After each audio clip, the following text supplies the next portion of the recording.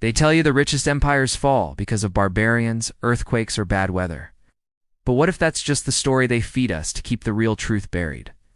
What if the world's wealthiest empire didn't collapse from swords or storms, but from a sophisticated form of financial greed that looks disturbingly familiar every time you open your bank app today? Before we dive in, where are you watching from? Drop your city in the comments so we know just how global this community of truth seekers is becoming.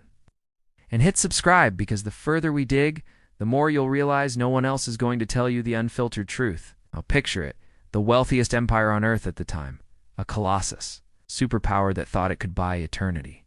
But beneath the gold, beneath the marble, beneath the myth, something parasitic was already eating away at its foundations. Not armies, plagues, greed. And not just any greed, the kind we now call shadow leverage. Sound familiar? Let's set the stage. At its peak, this empire controlled nearly 1/3 of the world's population. Its ships choked the seas. Its vaults overflowed with silver, gold, spices, and tribute. Outsiders saw dominance.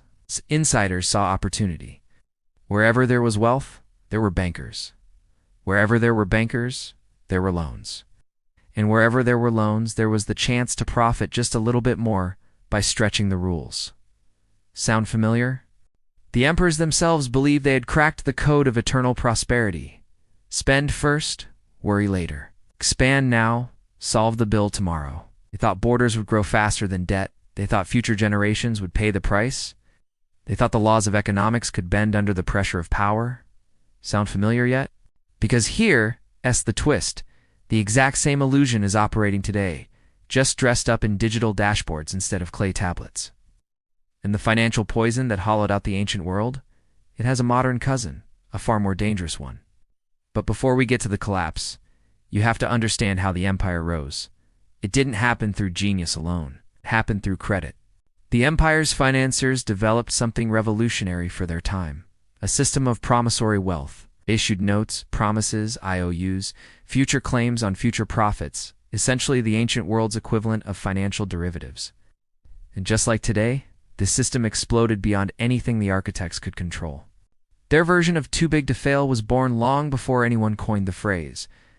There were roads lined with tax collectors who skimmed off the top. There were provincial governors who inflated numbers to secure more funding.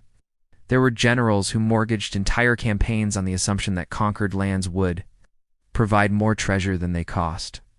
And there were merchants. The merchants who realized they could gamble with goods they didn't yet have, selling promises they might never fulfill.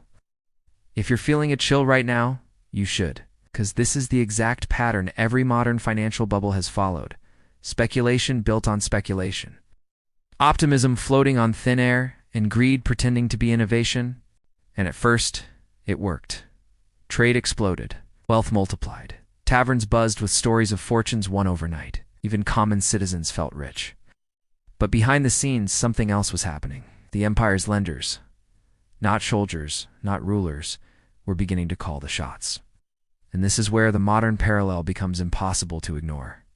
Because the mechanism that ultimately bankrupted the richest empire the world had ever seen is the same one today. As powerful institutions quietly depend on the creation of value without actual assets to support it. That's right, shadow leverage long before it had a name.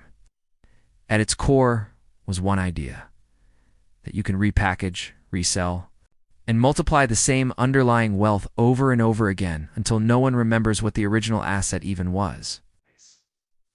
This is where everything changes. And this is where we introduce the primary mechanism in this story, the same one I auto-deduced at the start. A proto-shadow banking system that operated outside official oversight, multiplying risk faster than anyone could track it. The empire didn't fall because it was conquered. It fell because its financial elite built a parallel economy so inflated, so unstable, so detached from reality that all it took was one shock of war, a crop failure, a political dispute to trigger a full meltdown. But here's the part the official history books don't emphasize. The mechanism wasn't an accident. It wasn't mismanagement. It wasn't incompetence. It was engineered. Engineered by financiers who had learned how to turn debt into power, how to turn power into influence, and how to turn influence into immunity. They didn't fear collapse. They expected it. they planned to profit from it. And now we reach the cliffhanger. Because one figure, one historical financier, pulled more strings than anyone else. The architect of the empire's leveraged implosion. You won't believe the name. The receipt is wilder than you think. The man behind the curtain didn't have a title impressive enough to match his power. Officially, he was merely a financier, a merchant of credit, a facilitator of trade. Ow. But in reality, he was the empire's hidden engine, its quiet puppeteer. While emperors debated laws and generals swung swords, he manipulated the one force greater than armies: liquidity. He understood that control over money was control over destiny, and he played that truth like an instrument. His shadow network stretched farther than the empire's borders. Private lenders in distant ports answered to him. Brokers in gold, grain, and maritime insurance took cues from him. Even the empire, its treasury, supposedly the beating heart of state power, borrowed from him whenever the official coffers ran thin. They always ran thin, because the illusion of prosperity required constant fuel. This was the era when the empire's spending spiraled into the stratosphere. Grand arenas, monumental roads, lavish festivals designed to broadcast strength. And of course, the endless cycle of wars meant to secure more wealth. But wars cost more than they generated, and every time a general returned with less plunder than expected, the treasury turned to the financier, asking for another loan, another extension, another promise built on promises. He obliged. Happily, because each loan deepened his influence. Each extension brought the empire another step into dependency. Each promise tied the rulers closer to his financial web. And this is where his brilliance, dark, cold, calculated, revealed itself. He didn't just lend money, created it. His technique was deceptively simple. He issued multiple notes for the same reserves, inflating the money supply through sheer confidence. As long as borrowers believed the notes represented real wealth, they acted as if that wealth existed. Trade surged, prices rose, people celebrated. The empire felt alive again. But underneath, the substance was evaporating. Real assets shrank while synthetic wealth multiplied. The financier knew this couldn't last forever, so he prepared. He diversified into hard assets, grain, metals, rare stones, even entire fleets, while the public hoarded his paper, unaware it was evaporating. Then came the spark. A grain shortage in one of the empire's eastern provinces triggered panic. Prices spiked. Merchants defaulted. Suddenly, lenders demanded repayment in real value, not notes or promises. The treasury scrambled. Local banks collapsed. Credit froze overnight. A shockwave tore through the financial system. And who stood at the epicenter of the crisis? The financier. He had quietly withdrawn his exposure weeks earlier, pulling back liquidity from regions he knew were over-leveraged. When the panic hit, he was liquid. Everyone else was drowning. This moment, this single fracture, set off the most devastating chain reaction in the empire's history. Soldiers posted at frontier forts went unpaid and mutinied. Provincial leaders withheld taxes, claiming local emergency. Trade routes stalled as merchants refused to accept imperial notes. Inflation roared like wildfire as people raced to convert paper into tangible goods. The streets of the capital filled with rumors of collapse. Citizens saw prices doubling in days. Bakeries ran empty. Even the temples, once symbols of the empire's divine authority, whispered that the gods were displeased. But behind the panic lay something worse. The realization that the empire had no idea how much money actually existed. The financier's network had spun so many layers of debt, credit, obligations, claims, and shadow accounts that even he could no longer map the system. It had grown beyond any one person's control, sustained only by belief, and belief was evaporating. As the empire unraveled, he enacted the final stage of his plan.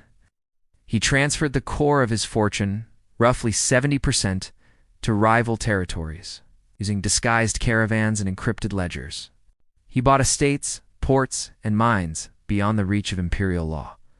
While the empire bled, he expanded. And then, at the peak of the chaos, he did something that sealed the empire's fate. He called in his largest outstanding loan, a loan the treasury couldn't repay, a loan secured by the empire's most valuable remaining asset, its shipping fleet. The government failed to meet the deadline. So he seized the fleet. In one stroke, he cut the empire's arteries. Without ships, trade collapsed. Without trade, taxes dried up. Without taxes, the state had no means to stabilize its currency or pay its soldiers. In that moment, the financiers, not the invaders, bankrupted the world's richest empire. And here's the chilling part. The empire blamed external enemies, blaming the collapse on barbarians, on foreign traders, on cosmic fate. Anything but the truth that a shadow banking system had grown so large, so fast, and so invisible that it drained the empire like a parasite. But the financier? He disappeared from history. His wealth migrated across borders, and his descendants became kingmakers in new lands rising from the ashes. Think you know how empires fall? But the real receipts are older, darker, and far more familiar than anyone wants to admit. Now we move into the turning point, because the empire's collapse was the end of the story. It was the beginning of something much bigger.